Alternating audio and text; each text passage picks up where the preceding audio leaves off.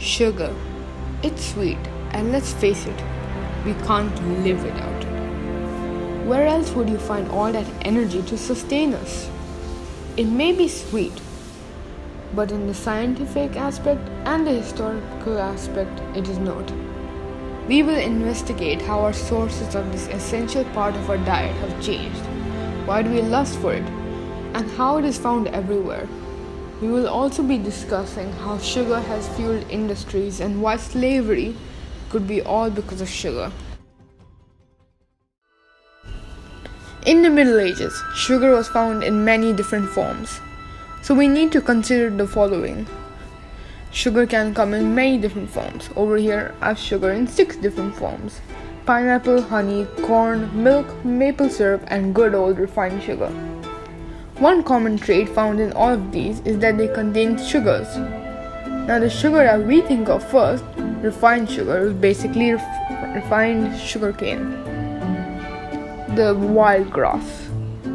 Note that all of these items either contain fructose, sucrose, glucose, or lactose. Refined sugar has so much energy in it, calories, that a quarter teaspoon can burn for a long time.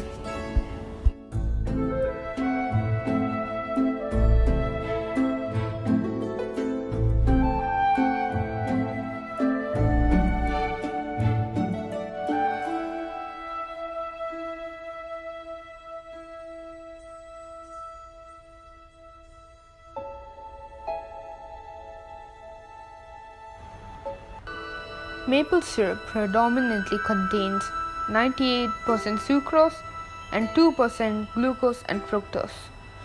Milk contains lactose.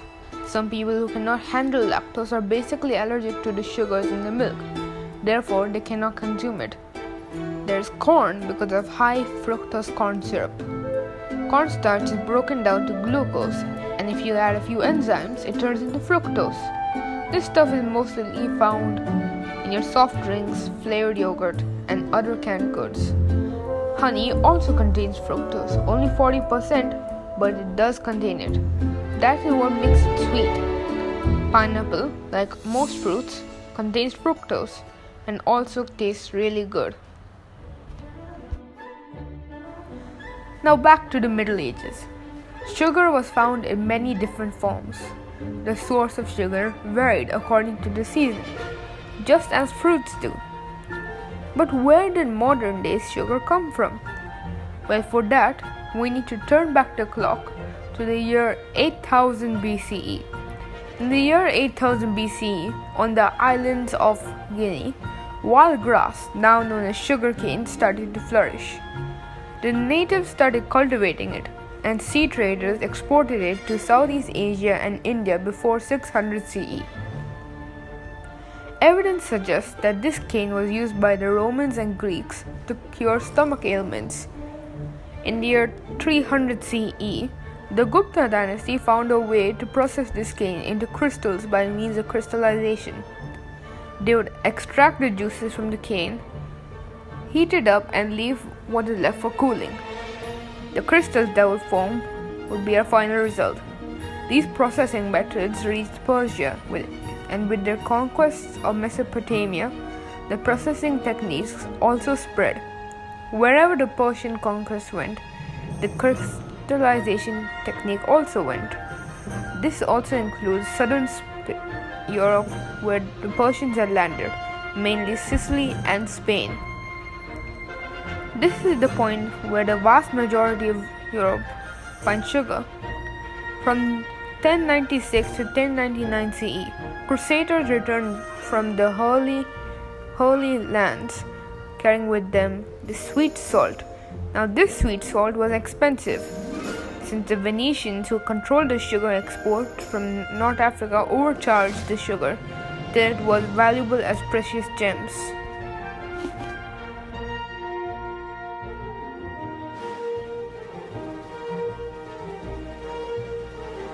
From the 16th century to the 19th century were the dark ages for the sugar trade, with Christopher Columbus reaching Hispaniola and the start of the transatlantic slave trade. Brazil and Central America were the best climate for producing sugar.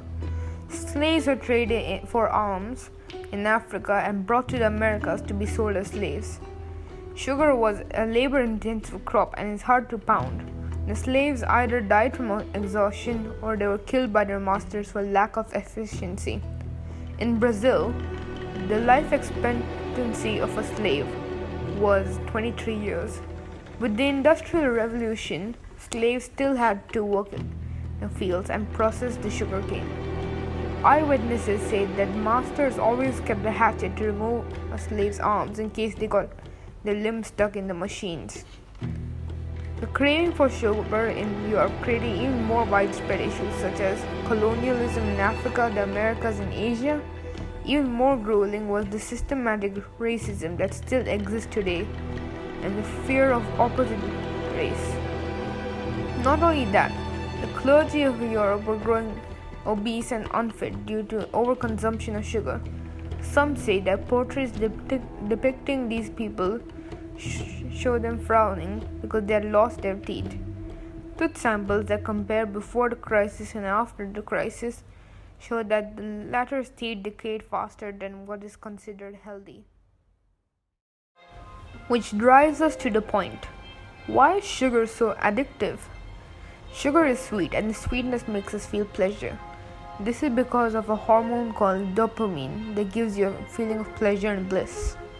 To keep ourselves feeling good, we continue to enjoy this pleasure and we keep eating. We don't even realize if our stomachs are full and we don't make such connections between illness and sugar. This leads to the entire obesity epidemic because now sugar industry is capitalizing on this thirst for sugar.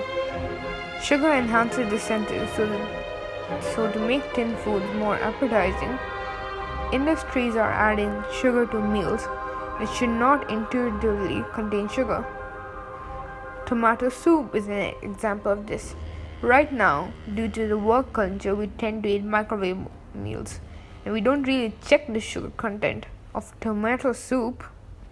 So this is how sugar has been shaping the world, from health issues to global issues on race.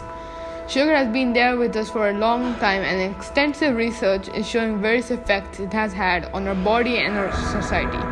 See you another time.